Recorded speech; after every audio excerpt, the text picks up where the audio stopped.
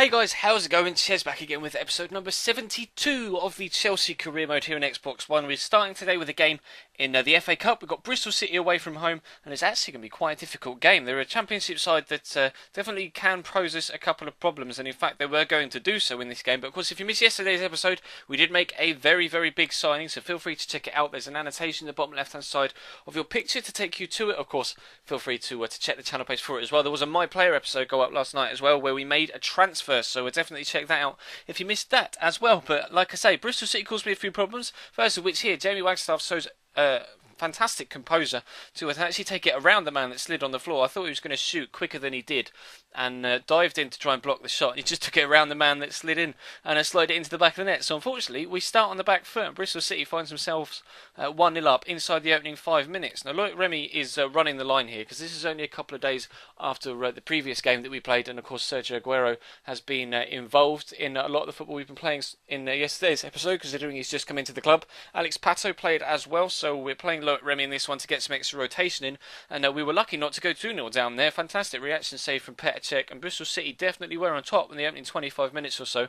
It took me a little bit of time to actually get into the game, but for some reason they're a little bit lax defensively there, letting Loic Remy, and he's got to finish that. I don't care what anyone says. That is absolutely woeful from the Frenchman, and he really should be doing better, but he's going to get another chance here. Again, Bristol City playing with fire here, trying to play about out the back, and unfortunately for them, this time Loic Remy does finish it into the back of the net. I took a little bit more time this time, settled myself, much like Wagstaff did, at the other end, and found the back of the net, and we're into this second half now, trying to get ourselves in front, because with the amount of fixtures we've got, still being involved in all 4 competitions this year, I really don't need a replay, especially against a side like Bristol City. We are able to race away up the other end, catch them on the counter-attack just 5 minutes into the second half, and Marco Reus is able to give us the lead that we so craved, and as you can see, just past the hour mark now. Bristol City again, trying to pass things around, trying to create something, perhaps getting themselves back in the game. Pack plays through J. Emmanuel Thomas, has the first shot well blocked by Zuma, somehow manages to dig a second shot out, but fortunately Petr is all the way behind it, and we were able to hold on for a 2-1 win.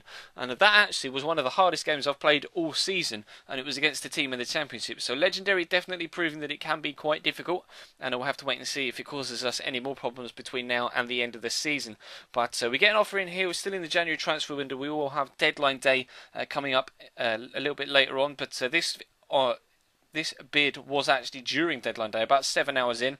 Big offer for Alexandro. I decided in the end to turn it down, because I do like Alexandro. He's a player that I enjoy playing with, and I want to keep him in the squad, because Ashley Cole really isn't good enough to act as decent replacement for Mattia De Chilio.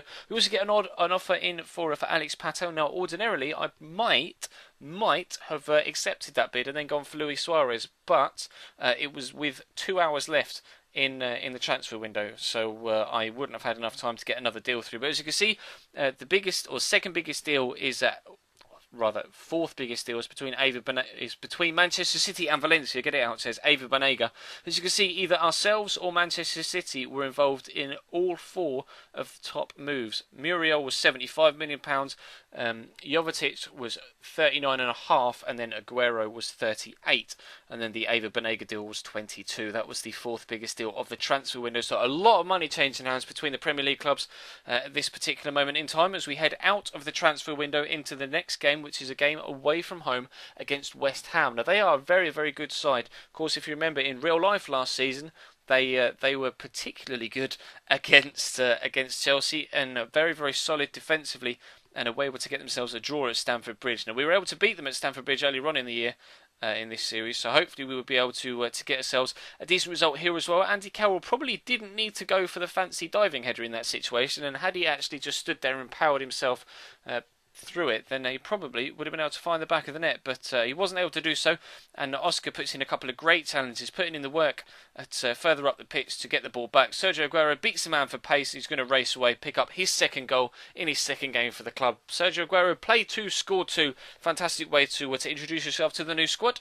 Alexander Pato did exactly the same thing at the beginning of the year as well, and Oscar himself has actually been picking up some goals so far this season as well. So we're going to have another shot just before half time. They get deflected and go out up for a corner. Eden Hazard is going to whip the ball in. Up goes Mangala. It's actually going to get cleared off the line. Not sure whether the goalkeeper palmed it onto the Matty Jarvis's head or whether it went straight onto Jarvis. He was able to clear it away. But the ball came in again. Marco van Ginkel rises, and this time the header ends up in the back of the net. We get ourselves a 2-0 lead just before the break. And we're actually not done for the first half yet. We're going to have another chance in stoppage time. It's actually West Ham on the attack. Mo Diame plays the ball down to Stuart Downing on the right hand side. Plays it back to Ravel Morrison, stands it up for Andy Carroll, and it's another fantastic reaction save ×2 from Thibaut Courtois that keeps West Ham out, and we maintain our clean sheet as we head into the second half. Now we're just 5 minutes in, and we're coming down the left hand side. Matías Auxilio has been a fantastic left back for us.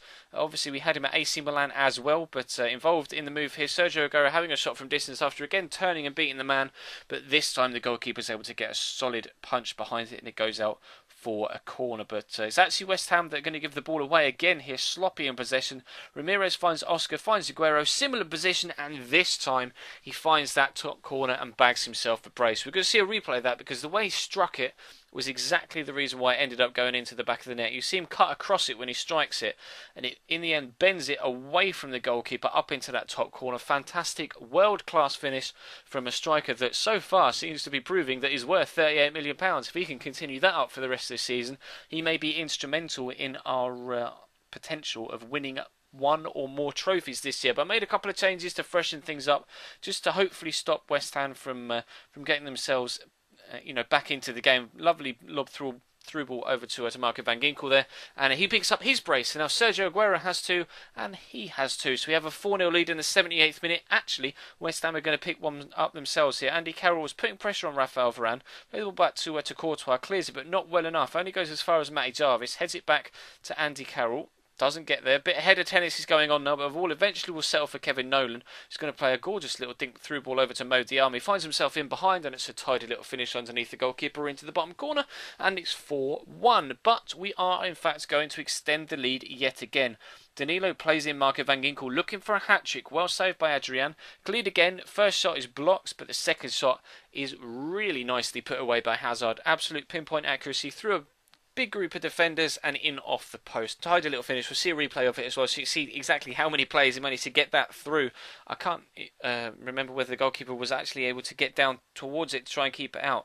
In fact, no, he wasn't. He just stood there through three defenders right into that bottom corner. That was the only place that that chance could have gone, that shot could have gone, and in fact it went in exactly the right place. So we take a big 5-1 win from the game against West Ham, maintaining our run at the top of the league. We're still 10 points clear, I do believe, but at the end of the episode, we're going to have a squad report here. We always do a squad report when we come out of a transfer window, and of course, as always with a squad report, if you want to see any particular player stats more in depth, then feel free to pause the video at any point. But as always, that is going to bring this particular episode to a close. So feel free to leave the video a like if you could be so kind. We'll be back up to 3 games an episode now that we're out of the transfer window. So we'll look forward to that tomorrow. There'll be a World Cup RTG episode later on tonight. And like I said earlier on in the video, there was an episode of this one up yesterday and an episode of the My Player as well. So of course, feel free to subscribe to the channel if you haven't already. There's a link in the top right, a link in the description as well to do so. There'll be a link in the description as well to follow me on Twitter and Instagram if you want to do so. And of course, that will be it for today, for this afternoon, and World Cup tonight. And then of course, we'll be back with more Chelsea Career Mode and My Player tomorrow. Of course, England play tomorrow night as well, so really looking forward to that. Hopefully, we can pick up a good result against Uruguay. And that's all for today, so thank you very much for watching, guys, and I'll leave you with the squad report.